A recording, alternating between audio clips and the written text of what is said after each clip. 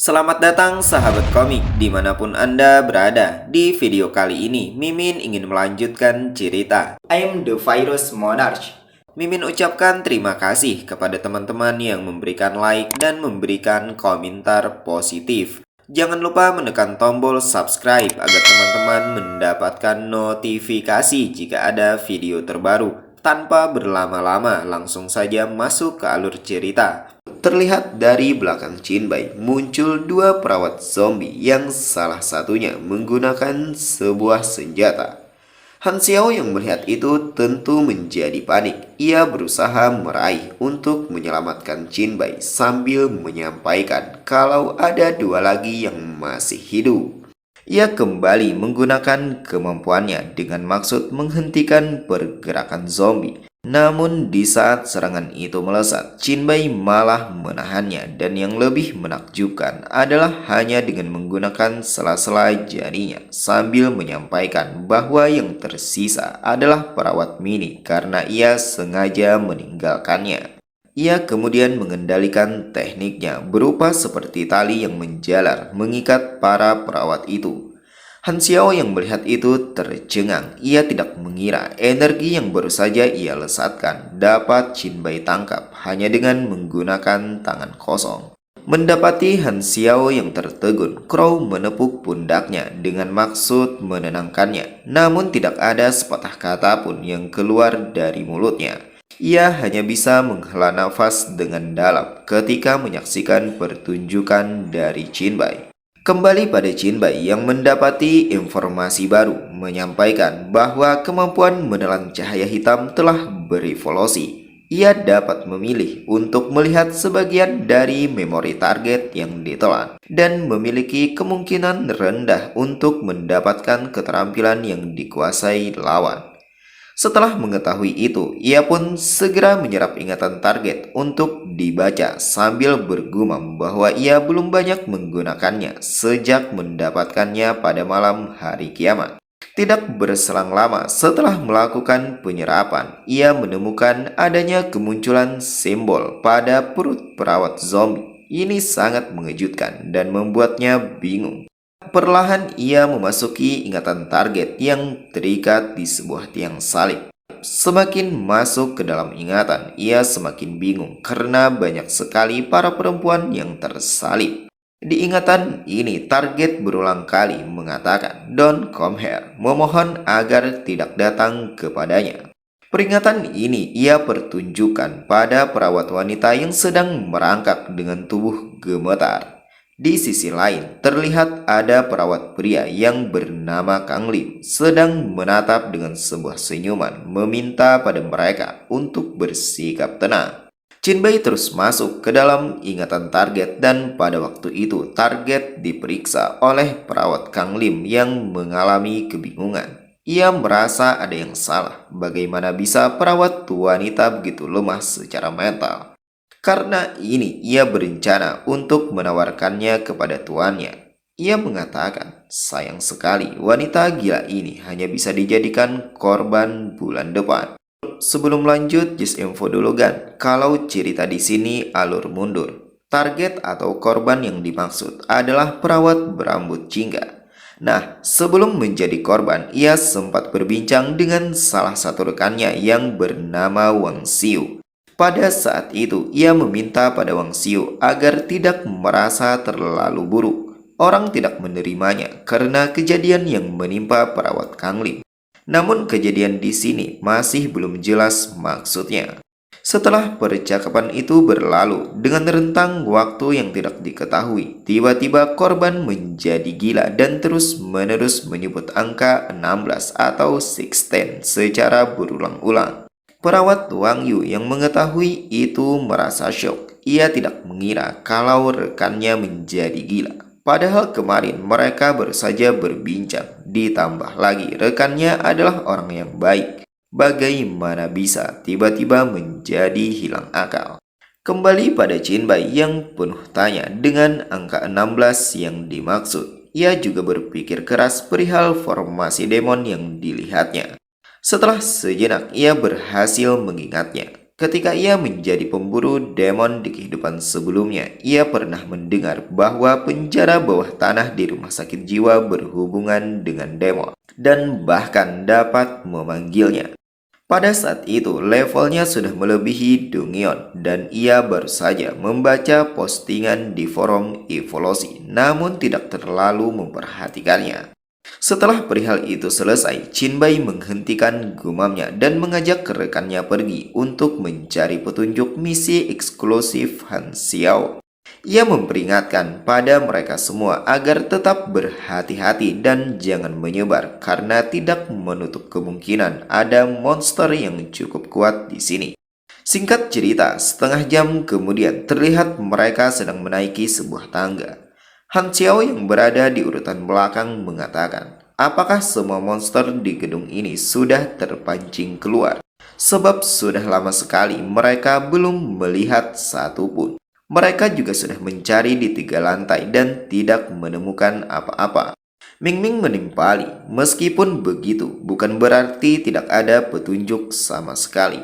Crow mengatakan bahwa angka 16 sangat sering muncul di tempat ini. Namun ia tidak peduli, ia hanya ingin tahu kenapa belum ada pergerakan dari bos Dongeon sampai sekarang.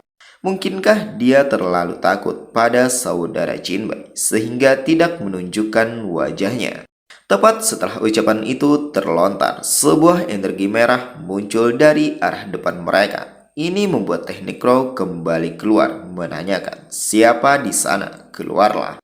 Dan tiba-tiba sesosok makhluk mulai menampakkan diri, menyampaikan bahwa dirinya adalah direktur rumah sakit jiwa Red Star. Ia juga merupakan Messenger of Solomon, pilar ke-16 dari 72, dewa demon dan penderita insomnia. Demon ini adalah pria bernama Kang Lim yang melakukan penyalipan pada perawat wanita sebelumnya. Mereka semua yang mendengar itu saling mempertanyakannya, terkecuali Chinbai. Ia hanya berdiam diri menatapnya, tanpa sepatah kata pun yang keluar dari mulutnya.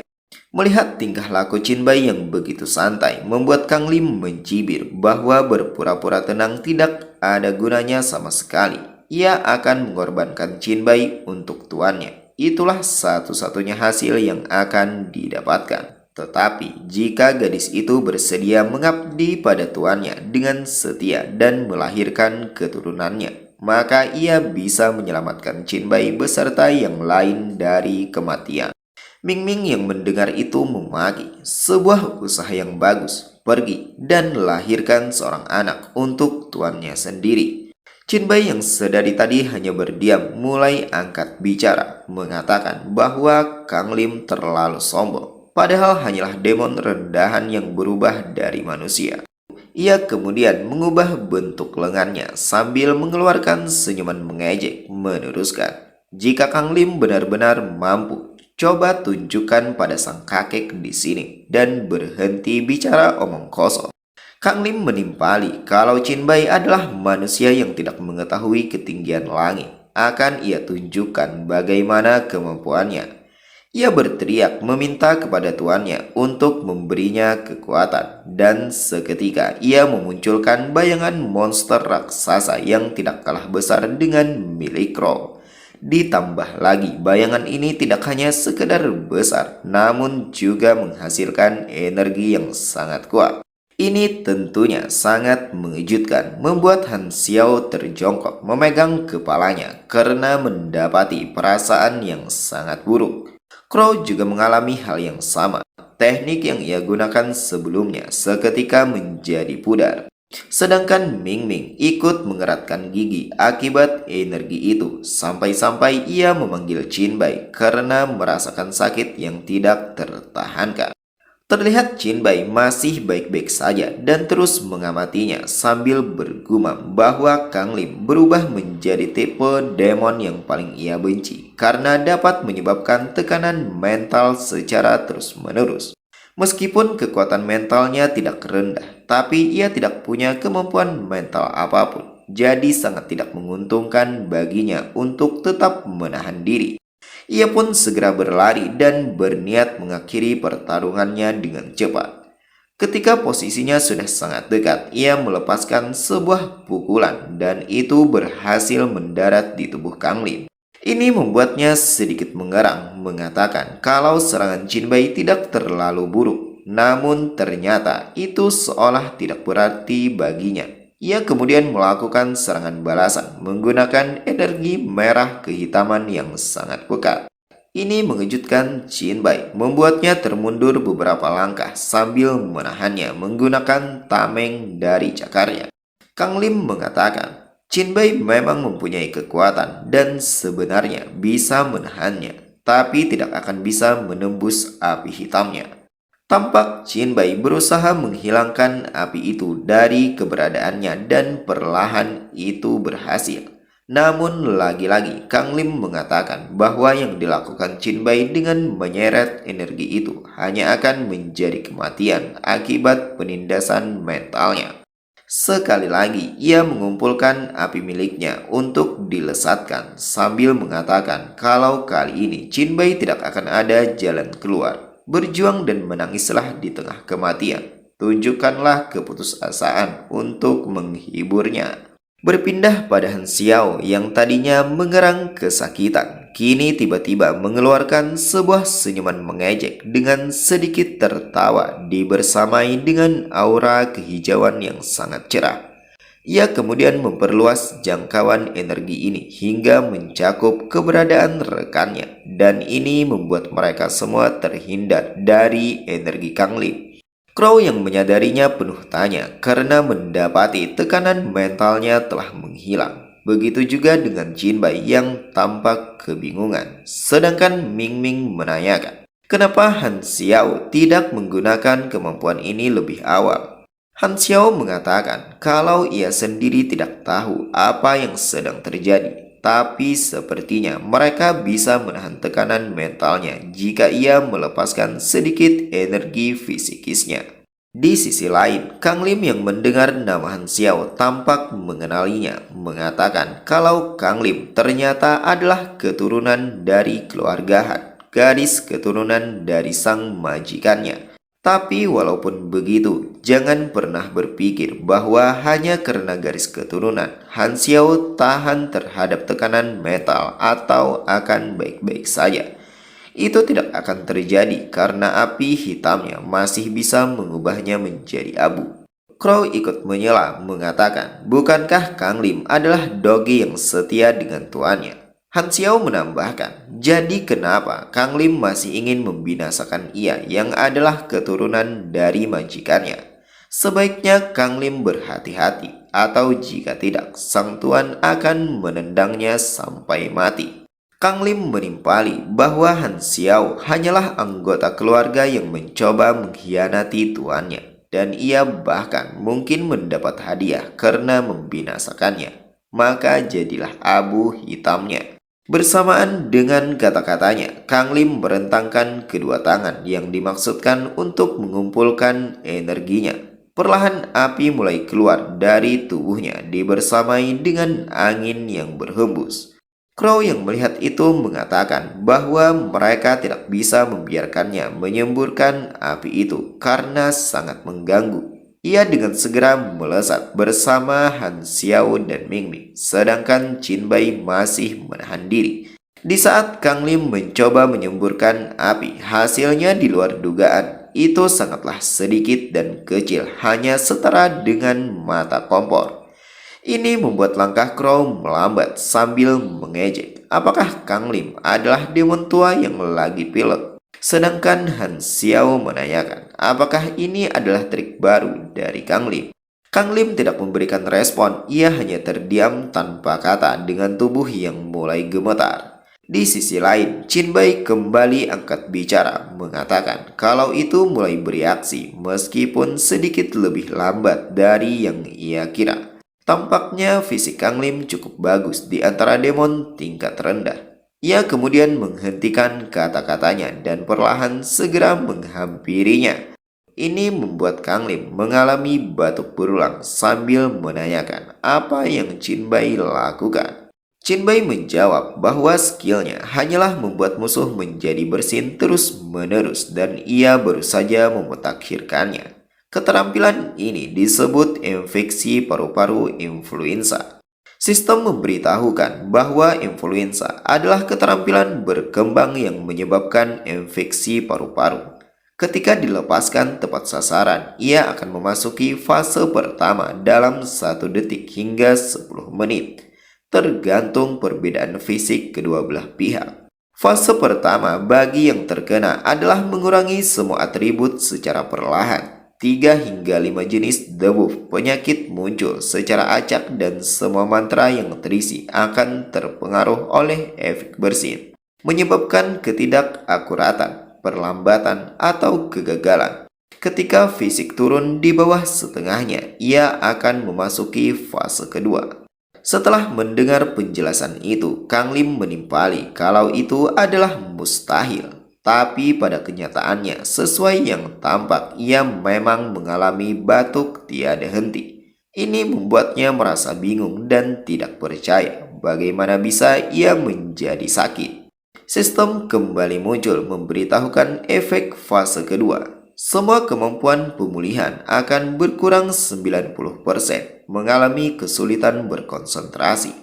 5 hingga 10 jenis debuff penyakit muncul secara acak disertai kemampuan bernafas yang mulai menurun. Kini yang ada di informasi itu benar-benar terjadi pada tubuh Kang Lim. Ia mulai hilang keseimbangan dan mengalami nafas yang tersengal-sengal disertai batuk yang berkesinambungan. Meskipun dengan kondisi yang sekarang, ia masih ngeyel kalau dirinya telah menjadi makhluk yang lebih tinggi. Lalu kenapa bisa seperti ini? Lagi-lagi sistem muncul menginformasikan fase ketiga yang adalah hilangnya kemampuan bernafas. Dan ini sedang berlangsung pada Kang Lim. Ia benar-benar kesulitan untuk bernafas, seolah seperti tercekek hingga membuat tubuhnya gemetar hebat sebelum pada akhirnya binasa. Chin Bai yang melihat mengatakan kalau ini berhasil. Lagi pula demon juga perlu bernafas layaknya manusia.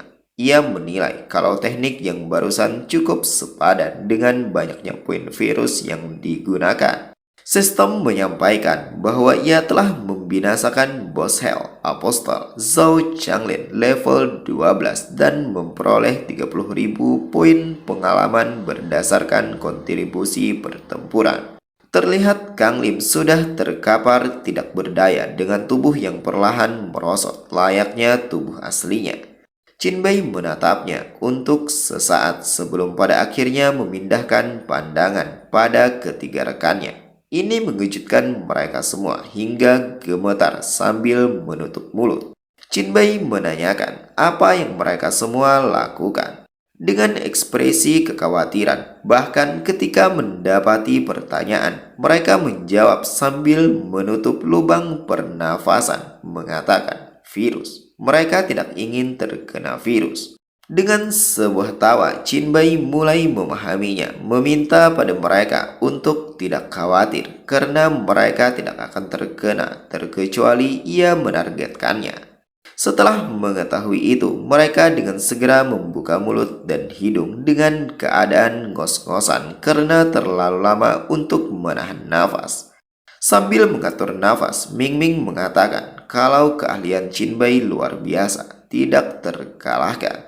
Chin Bai meminta untuk tidak menyanjungnya. Ia menyampaikan bahwa hanya demon terlemah yang mendapatkan efek dari tekniknya. Selain itu, ada banyak demon yang tidak perlu bernafas.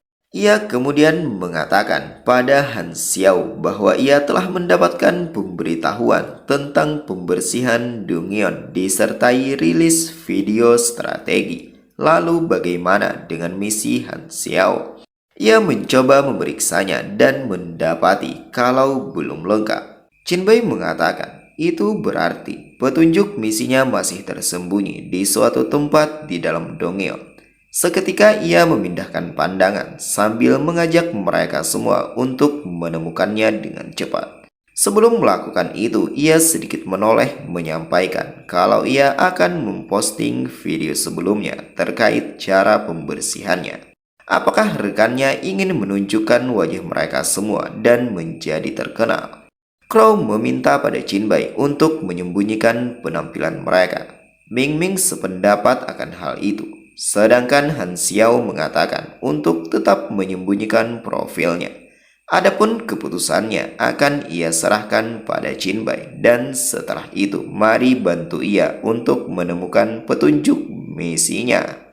Jinbai pun memutuskan untuk mengunggah video pembersihannya dengan wajah tertutup. Captionnya adalah Evolusioner Jinbai memimpin anggota tim yang terdiri dari Ming Ming, Han Xiao, dan Crow untuk menyelesaikan Dongyeon tingkat mimpi buruk rumah sakit jiwa Red Star dengan rentang level 5 hingga 12. Biaya untuk menontonnya adalah 5 koin tembaga. Tidak berselang lama setelah video diunggah, Zikyung dan Cheng Er menerima notifikasinya. Namun mereka tidak memberikan komentar apa-apa. Di sisi lain, Lin Qi, Wei, dan Zhao Mo juga menerima notifikasinya. Dan ini pasti akan mengejutkan mereka semua setelah teringat dan tersadar kalau Jinbai berada satu hotel dengan mereka di kamar Zhao Mo dan Lin Qi. Sedangkan di tempat yang berbeda, terlihat seorang pria yang bertubuh kekar juga mendapati video itu. Ini membuatnya sedikit tersenyum setelah menerimanya. Cerita berlanjut pada unggahan video Jinbai yang juga dilihat oleh Living dan Jianglo yang berada di sebuah kamar lantai 15 Hotel Jiangqing. Mereka hanya terdiam tanpa memberikan respon sepatah kata pun. Sedangkan Zhuang mengatakan, meski penampilan wajahnya tersembunyi, namun ia masih ingat dengan cakar ini. The White Emperor dalam video itu pasti adalah Jinbai. Wei yang mendengar itu sedikit tersenyum, menanyakan pada Living dan Jianglo, kenapa mereka berdua tidak mengatakan apa-apa sekarang? Bukankah mereka baru saja bilang kalau Jinbai adalah penipu?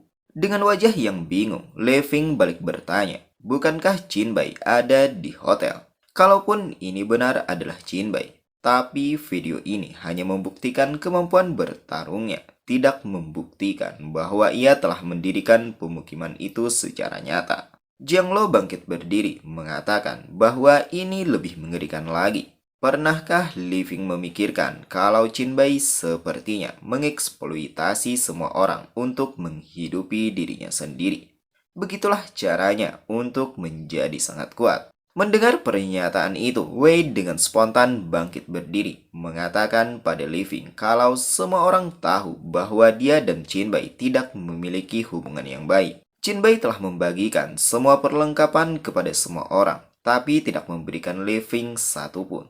Teruntuk Jianglo, apakah sudah hilang akal sehingga membuat pernyataan seperti itu tentang Jinbai? Cobalah lihat video yang baru saja ia kirim. Terlihat video yang Wei kirimkan adalah sebuah monster raksasa seperti gumpalan daging merah yang memiliki beberapa mulut. Zhuang yang melihat ini sangat tercengang. Ia menanyakan monster macam apa ini. Wei menjawab bahwa Songgi yang mengirimkan padanya. Mari mereka saksikan secara bersama. Jianglo dan Living yang menontonnya juga menunjukkan wajah bingung karena baru pertama kali melihatnya. Ini adalah video di kota Jiangqing di kawasan villa pemukiman yang telah Jinbai dirikan. Songgi menyampaikan bahwa ini adalah tembok daging yang merupakan sistem pertahanan di luar pemukiman yang hanya memakan mayat. Bersamaan dengan video ini, Songgi juga mengirimkan foto dirinya yang sedang berpose dua jari sambil menanyakan apakah Wei takut. Bukankah Wei bilang ingin melihat penyelesaiannya? Merekam video itu tidaklah murah. Ia hanya membeli 10 menit dan itu seharusnya cukup untuk melihat keseluruhan pegunungan.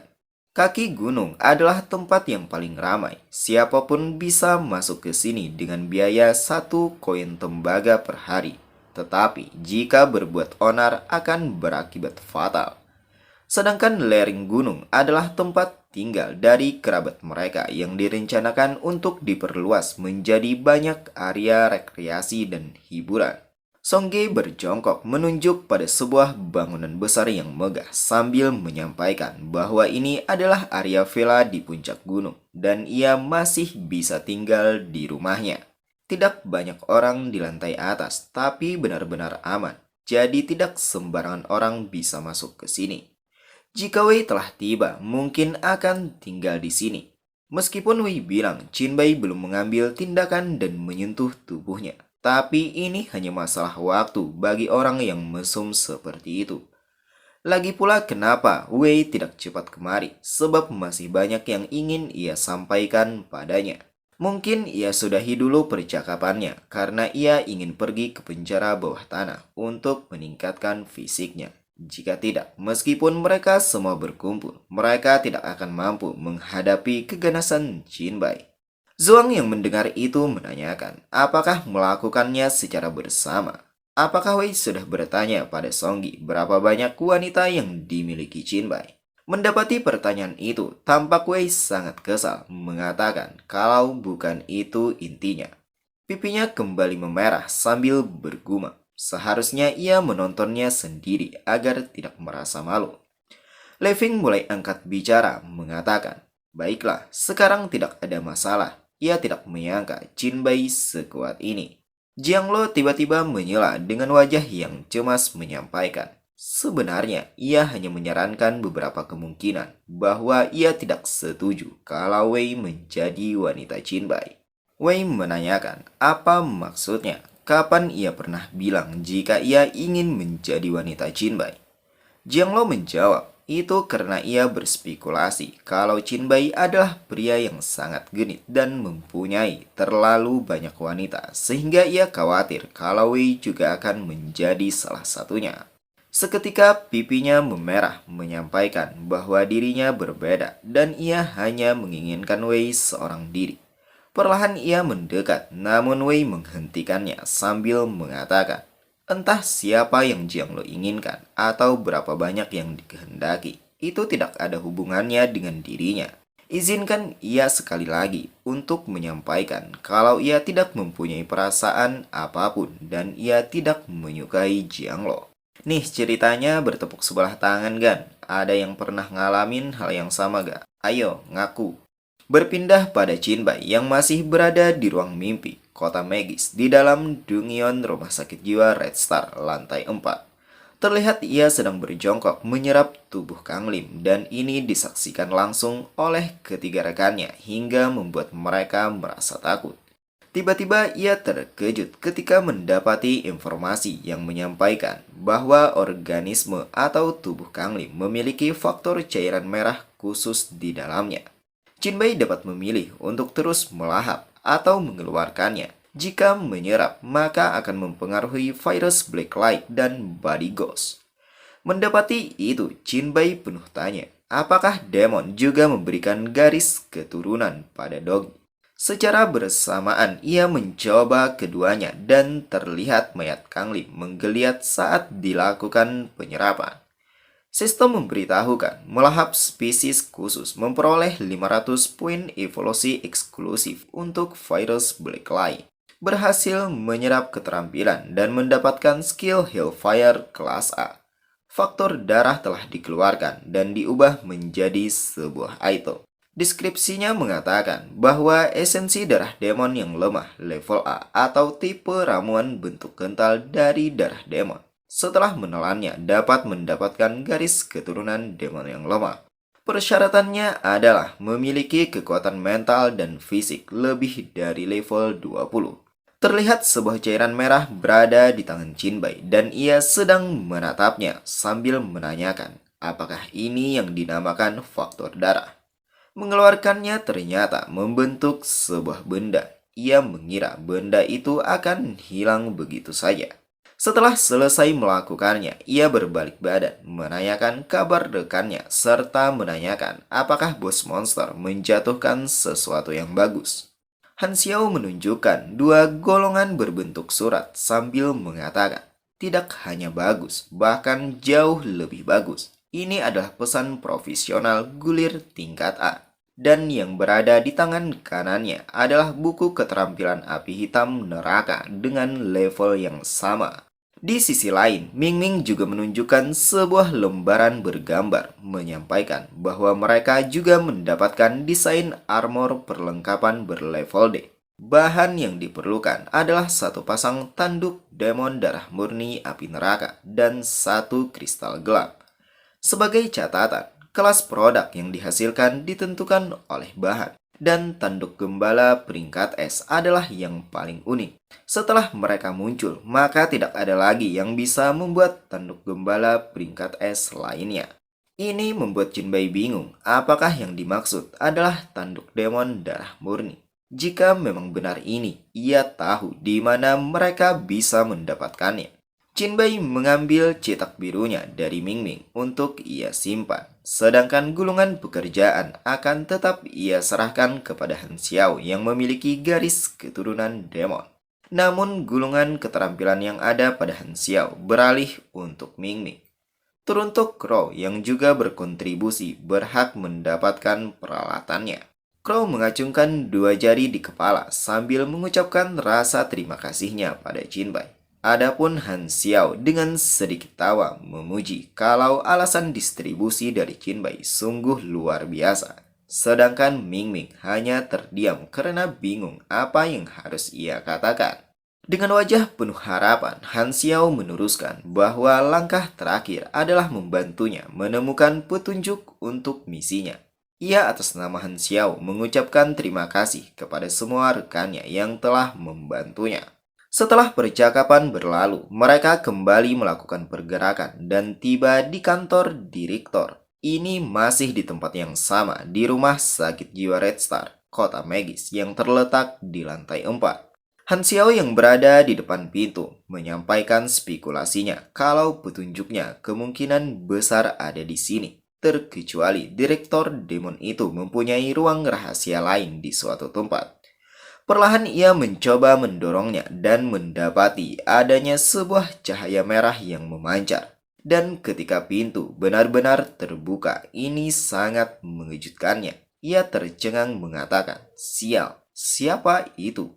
Yang berada di hadapannya adalah seperti monster raksasa dan ini membuatnya menjadi gentar. Di sisi lain, Ming Ming mencoba mendekat, mengatakan bahwa ini adalah patung. Tapi patung ini mempunyai aura yang sangat kuat. Demon macam apa ini?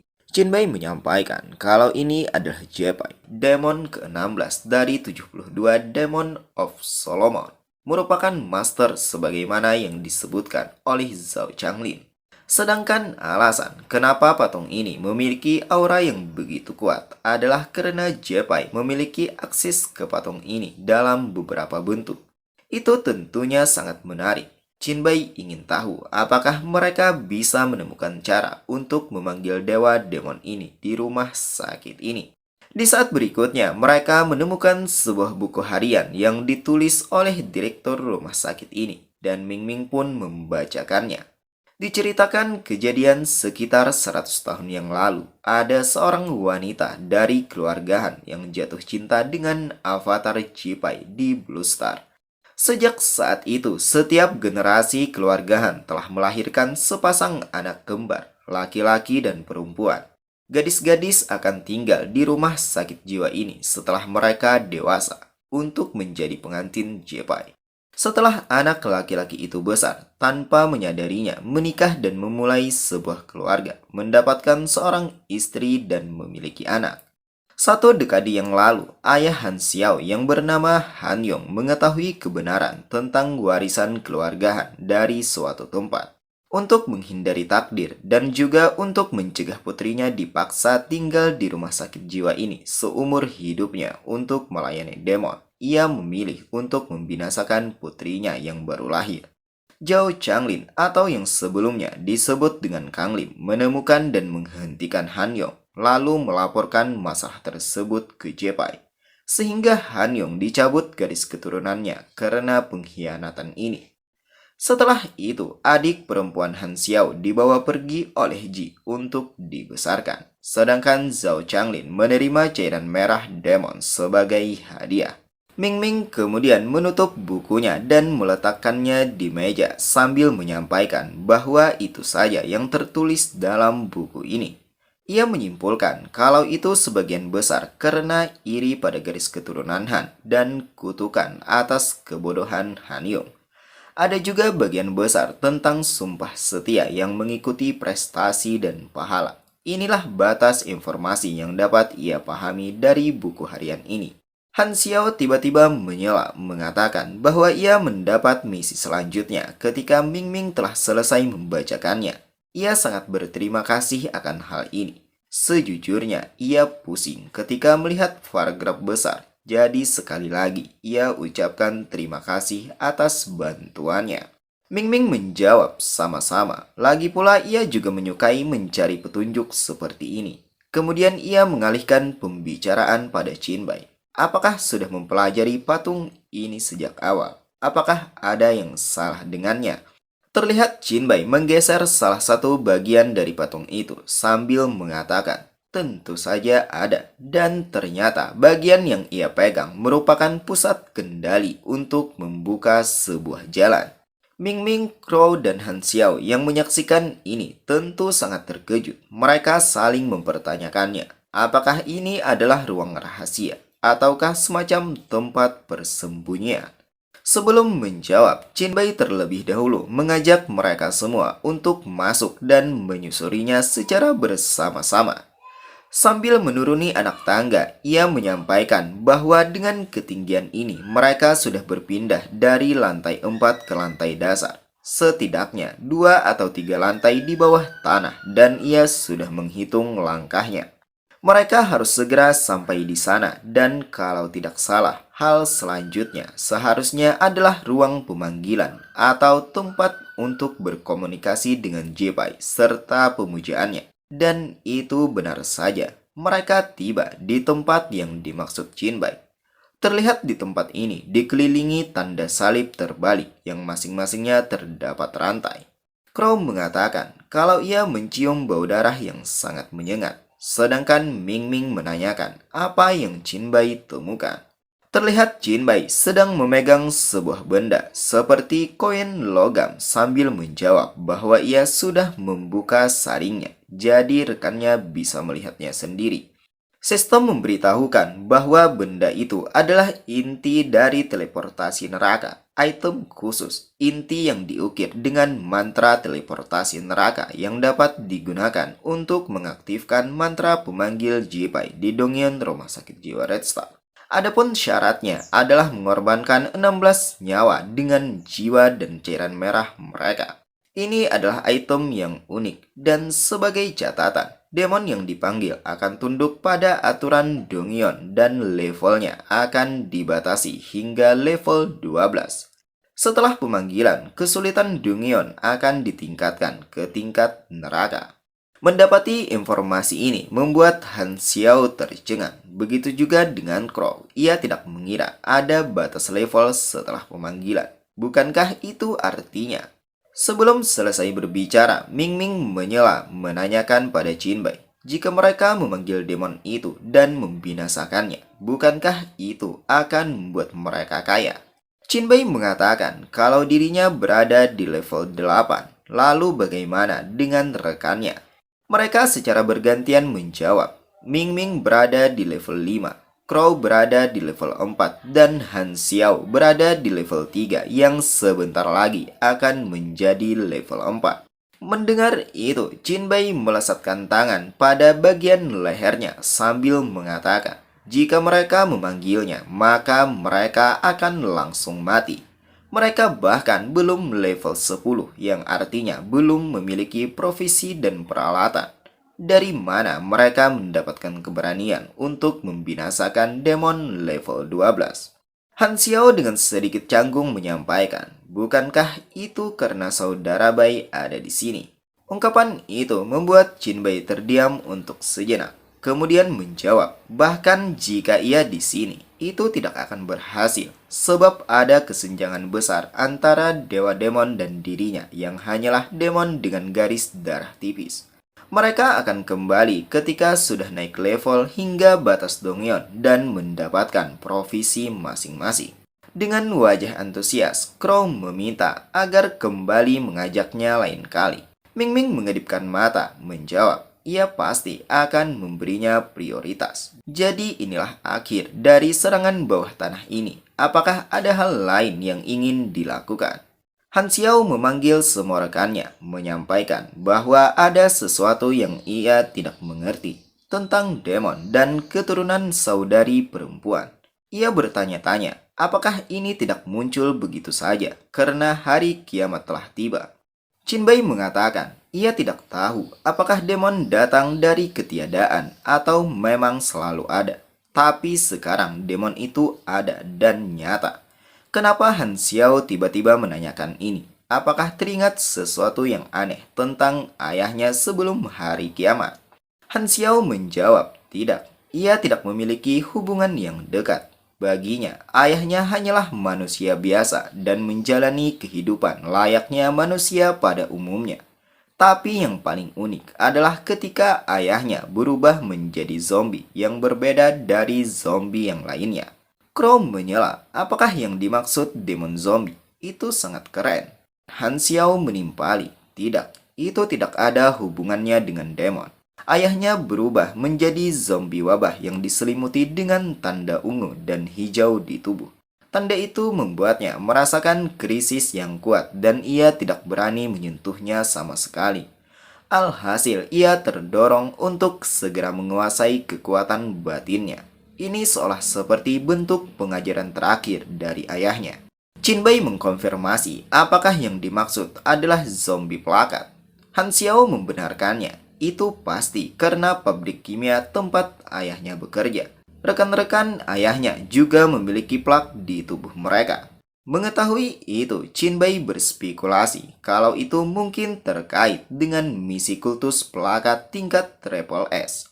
Ia kemudian mendekat merangkul Han Xiao, mengatakan bahwa ia sangat tertarik dengan pabrik kimia itu. Ketika ia pergi ke Shanghai, tolong bawa ia ke sana untuk melihatnya. Han Xiao menyetujuinya dan ia tidak keberatan akan hal itu. Setelah pembahasan itu selesai, Crow mengacungkan tangan untuk mengajukan beberapa pertanyaan tentang kemampuannya.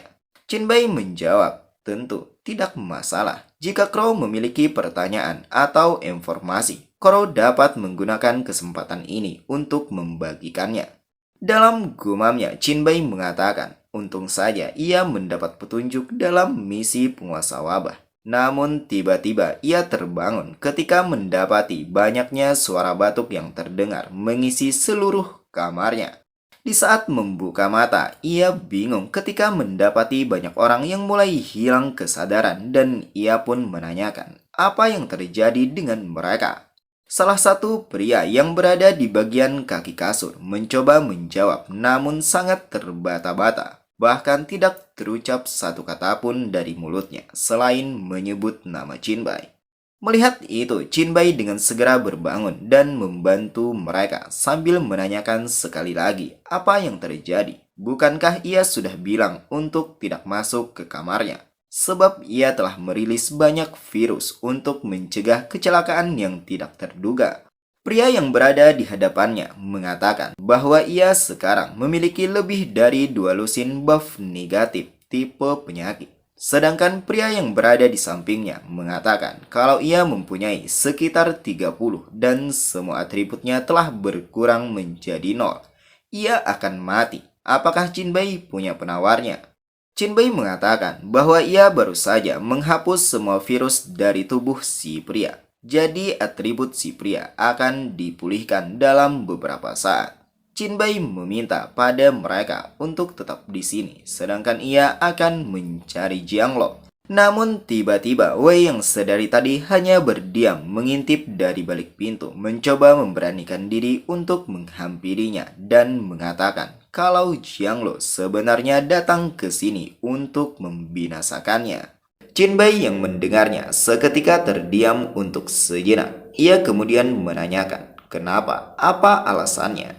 Dengan wajah yang murung, Wei menyampaikan alasannya adalah karena Jianglo dan Living tidak percaya dengan apa yang telah Qin Bai katakan tentang pemukiman itu nyata. Untuk memverifikasi kebenarannya, ia meminta Songgi untuk merekam video dan mengirimkannya padanya. Namun ia tidak menyangka Songgi juga akan. Nah, di sini kata-kata Wei terputus karena penulis tidak mencantumkannya, melainkan langsung pada penyampaian terakhir bahwa itulah yang terjadi. Setelah Wei menolaknya, Jianglo mendatangi Jinbai, meneriakkan nama Jinbai secara terus-menerus dan mencoba untuk membinasakannya. Ia bilang itu semua karena Jinbai, sehingga masalah ini muncul dan akan lebih baik jika ia membinasakannya. Jinbai menanyakan, apakah Jianglo idiot? Logika macam apa ini? Wei mengatakan bahwa Jianglo sangat terbelakang, juga mengancam setiap orang yang pernah berinteraksi dengan dirinya. Jianglo bahkan memaksa Songgi yang adalah teman sewaktu kecilnya untuk putus sekolah karena Songgi telah melindunginya. Jianglo tidak bisa memaksakan diri padanya sebagaimana yang telah ia lakukan pada gadis-gadis lain. Jika tidak, Wei bisa saja dirusak olehnya sejak lama.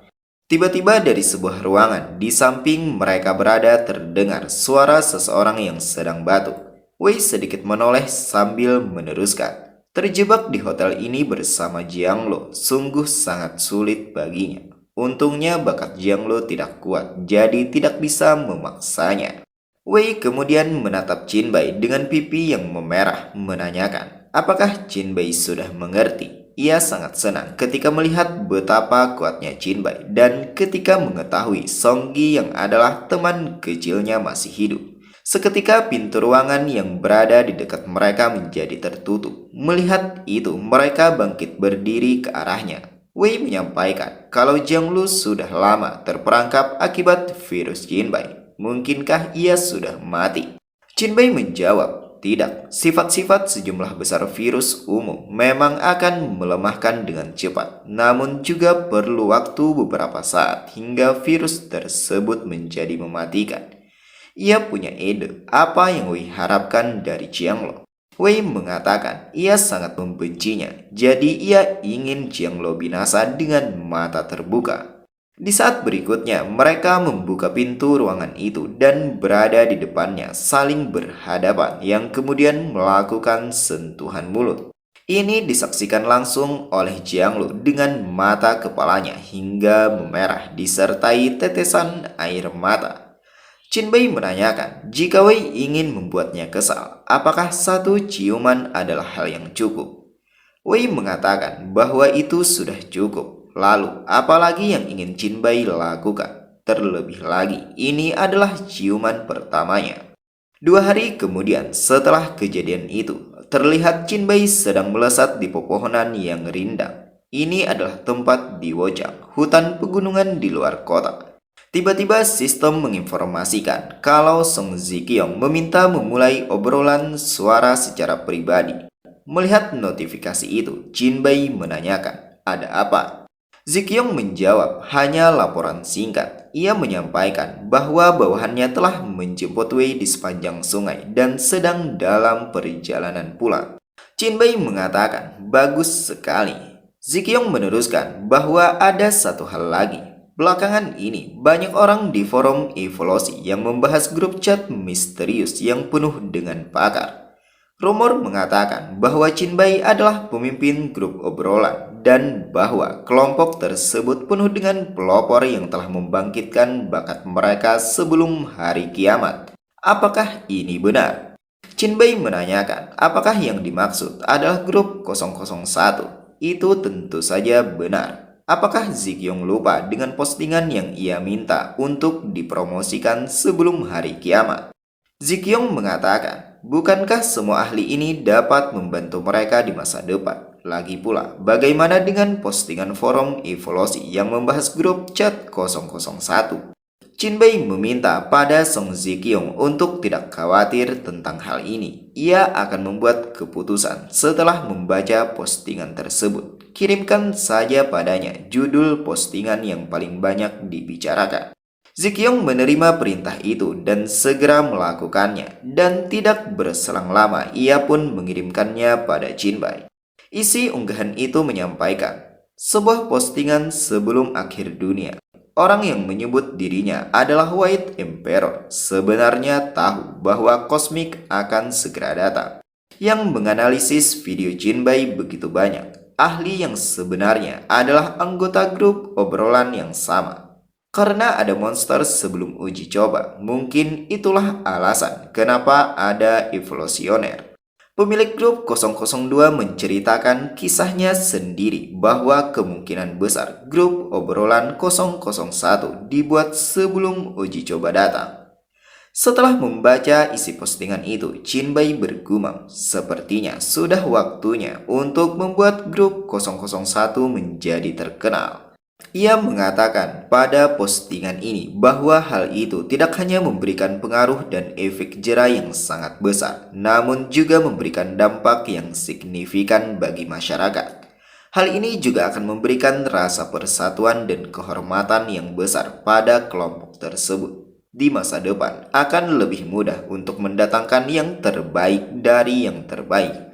Ia terus melangkah pada rerumputan yang terlihat subur tanpa memperhatikan pandangan di depan, dan seketika ia terkejut karena tiba-tiba berpindah pada tanaman yang telah mengering disertai dengan aurora yang memerah. Ditambah lagi di hadapannya begitu banyak tengkorak manusia yang telah binasa. Sistem muncul memberitahukan bahwa ia telah memasuki desa rahasia yang percaya dengan demon. Mengetahui itu, rasa keterkejutannya berubah menjadi gembira karena ia telah menemukannya. Ia mengepalkan tangan, mengatakan bahwa di kehidupan sebelumnya ia diberi misi transfer pemburu demon peringkat S di tanah rahasia ini. Sistem menginformasikan 3 tugas yang harus diselesaikan. Pertama, menghentikan penduduk desa yang memanggil demon dengan tingkat kesulitan D. Semua peserta akan diberi hadiah 500 poin pengalaman dan dapat meninggalkan dunia rahasia setelah menyelesaikannya. Kedua, membinasakan semua penduduk desa yang terkontaminasi dengan tingkat kesulitan C. Semua peserta akan diberi hadiah 1.500 poin pengalaman dan dapat meninggalkan dunia rahasia setelah menyelesaikannya. Dan tugas ketiga adalah membinasakan demon yang dipanggil oleh penduduk desa, juga membinasakan semua penduduk desa yang terkontaminasi dengan tingkat kesulitan S. Semua peserta akan memperoleh 5.000 poin pengalaman dan mendapatkan ramuan cairan merah demon tingkat rendah kelas C. Di saat berikutnya, Chinbai mengingat kejadian di kehidupan sebelumnya. Saat itu, rekannya yang bernama Yiqiang menyampaikan pada setiap orang bahwa mereka akan menjelajahi dunia, menyelesaikan misi kedua, lalu pergi.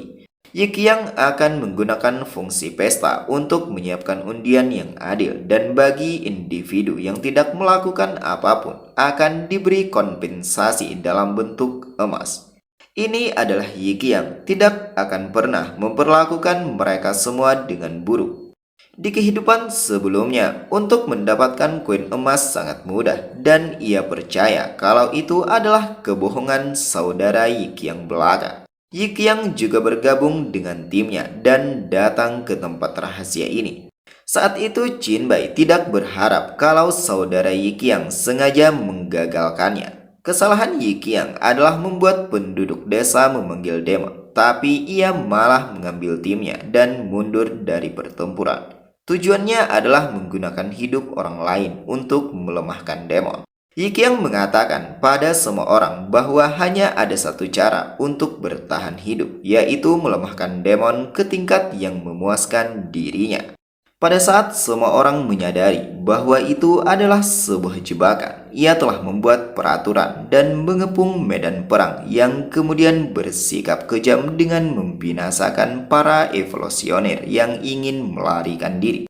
Hampir 100 orang yang direkrutnya semua adalah penjaga tunggal dan tim kecil yang berjuang untuk bertahan hidup di dekatnya. Tidak ada yang mampu mengatur perlawanan yang efektif pada waktu itu. Banyak orang mati sia-sia di bawah kerjasama ganda tim Demon dan Yiqiang.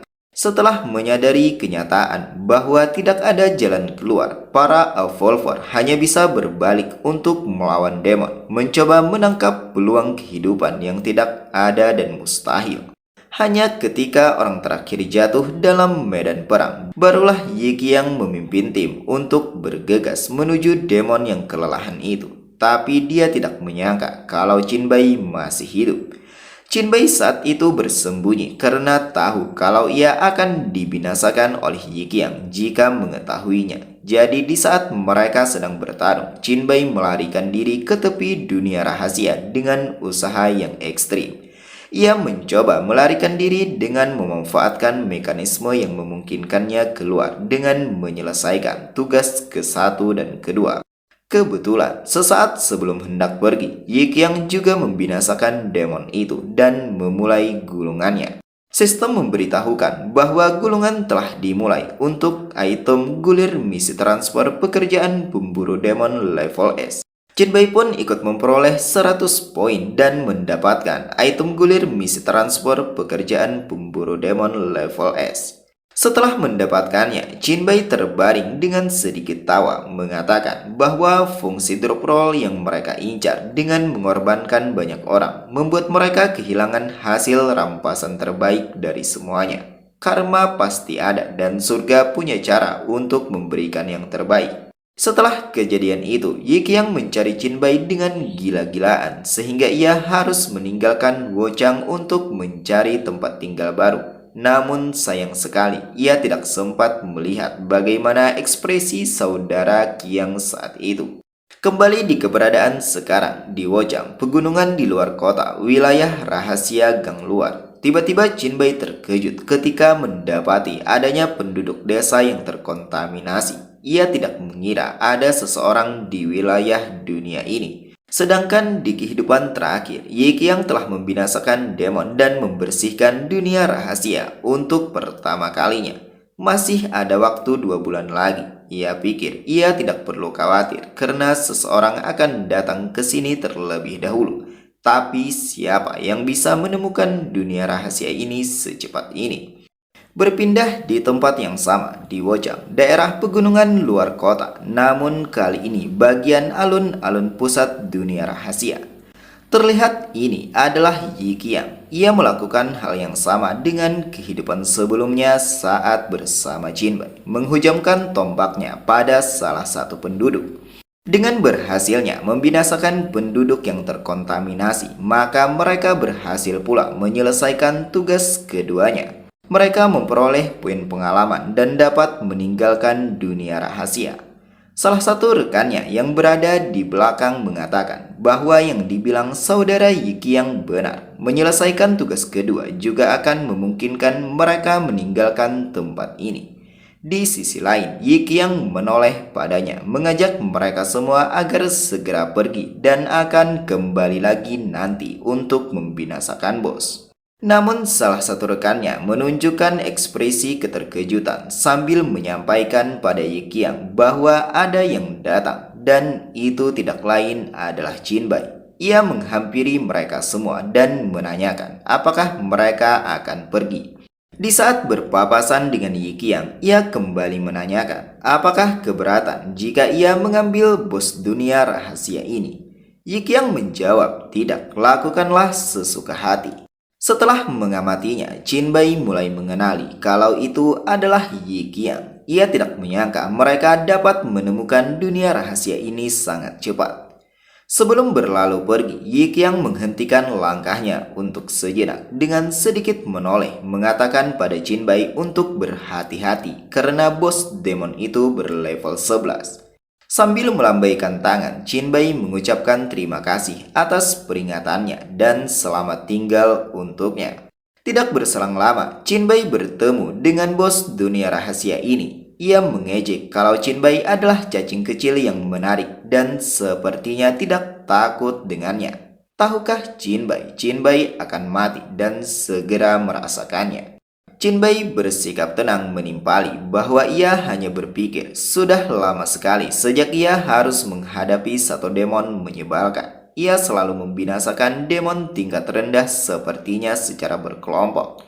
Mendengar ungkapan itu, demon merasa tidak terima dan memaki bahwa Jinbei hanyalah manusia biasa yang lemah tetapi berani sekali bersikap arogan, benar-benar bajingan. Bersamaan dengan kata-kata itu, Jinbei telah melesatkan beberapa cakaran di tubuhnya sambil mengatakan, sebagai pemburu demon selama beberapa dekade di kehidupan sebelumnya, ia tidak dapat memberitahu berapa banyak demon yang sudah dibinasakan. Ia tahu setiap gerakan, setiap kelemahan demon, dan tahu persis bagaimana setiap otot demon bergerak. Tidak berselang lama, demon itu tumbang dan mengerang kesakitan disertai cairan merah yang memercik dari setiap goresan lukanya. Sistem memberitahukan bahwa Jinbai telah membinasakan bos level 11 prajurit demon inferior klan Ali dan memperoleh 13.500 poin pengalaman. Menyelesaikan tugas 3, menerima 5.000 poin pengalaman sebagai hadiah dan memperoleh ramuan darah demon tingkat rendah kelas C. Jinbai sedikit menoleh karena merasakan sesuatu yang familiar dan menilai kalau kemampuannya tidak menurun. Di sisi lain, semua rekan Yikyang tercengang ketika mendapati adanya notifikasi yang muncul memberitahukan bahwa mereka mendapatkan hadiah partisipasi 5.000 poin pengalaman dan item garis keturunan. Yikyang sendiri juga tertegun sampai-sampai ia tidak bisa berkata-kata. Rekannya menanyakan, mungkinkah pria yang barusan menyerap mayat bosnya? Yikyang tidak menjawabnya, namun ia mengajak rekannya untuk segera kembali dan memeriksanya. Kembali pada Jinbai yang mendapati informasi baru bahwa melahap spesies khusus memperoleh 350 poin evolusi eksklusif untuk virus Black Light. Ia telah memilih untuk menghilangkan faktor garis keturunan dan mendapatkan ramuan garis keturunan demon biasa kelas A. Seketika perhatiannya teralihkan dengan kedatangan Yikyang bersama beberapa rekannya. Ia menanyakan, kenapa mereka kembali? Apakah ingin berbagi beberapa rampasan?